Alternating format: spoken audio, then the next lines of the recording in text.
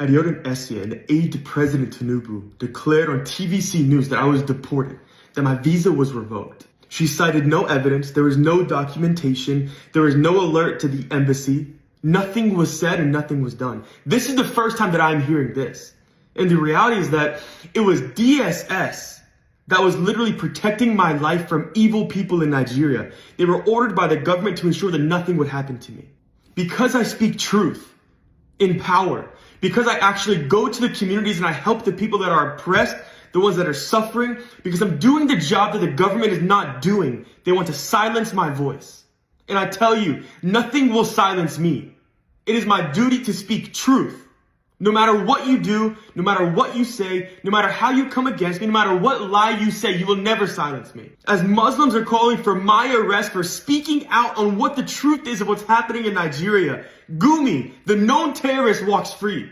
No Muslims are calling for the arrest of terrorists in Nigeria, but the one who comes to speak truth, they want to be arrested. They want to be deported. Even if you are to deport me at any point, the voice will never be silenced. Truth will prevail. I stand for goodness, I stand for righteousness, I stand for justice. And those are the things that any government, any country should rest upon. Even 2 hours before my flight, I was at News Central in Abuja doing a live interview. Where was the deportation? Did they deport me to the news office? I purchased a round-trip flight a month before I came to Nigeria, and I have evidence of that. I've even posted it on X for people to see. My flight was from March 10th to April 1st. And I have countless texts between my partners and other people on WhatsApp that I'm also posting here in this video for you to see that my flight and my trip was pre-planned in advance from March 10th through April 1st. No government told me to leave. No official told me to leave. And you certainly did not tell me to leave. I've never heard of you. I don't know who you are. My friends don't know you. Other people in power don't know you. Yet you're on the news. You're spewing lies. And it's evil. It's wicked. And at the end of the day, this shows the integrity of Nigerian officials. If officials will go to the public and they will directly lie with no shame, boldly declare lies to the people, both domestic and international, what does that say about the people who are in power?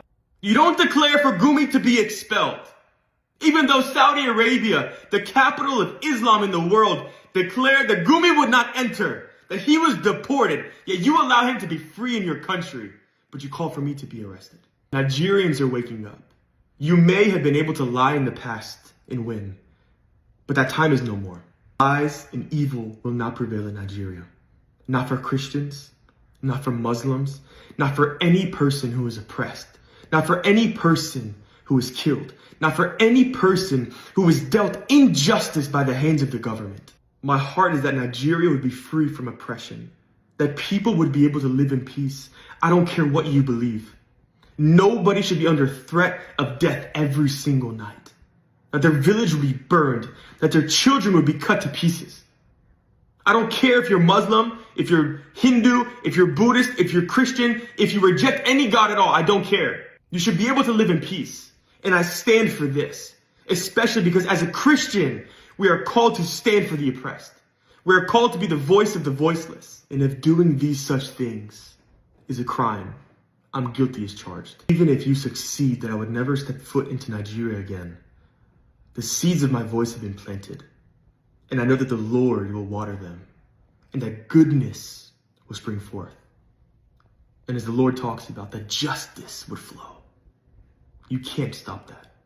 You may be able to stop me from coming to a country, but you cannot stop the Lord. The Lord is above you. And at the end of the day, the Lord controls your future.